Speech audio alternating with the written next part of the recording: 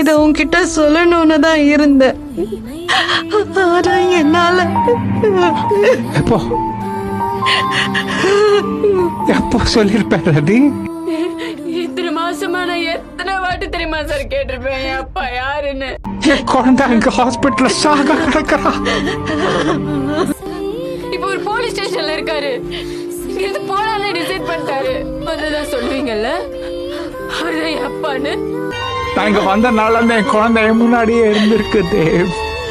இத்தனை நாளா என் கூடவே தான் சார் அந்த ஆளு இருந்திருக்காரு. என் கூடவே. ரீனா, நான் உன்கிட்ட சொல்லாம இருந்தது தப்புதான்.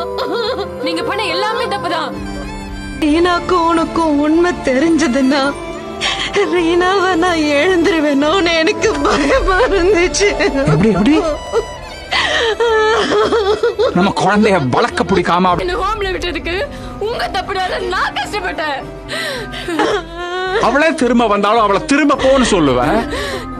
திருப்பி நான் இங்க வந்ததுக்கு அப்புறமே என்ன கஷ்டப்படுத்திட்டு மட்டும் தான் இருந்தீங்க. ஆனா இப்போ அவ விட்டுட்டு போயிடுவான்னு உனக்கு பயம். இதான் நான் நம்பணும்.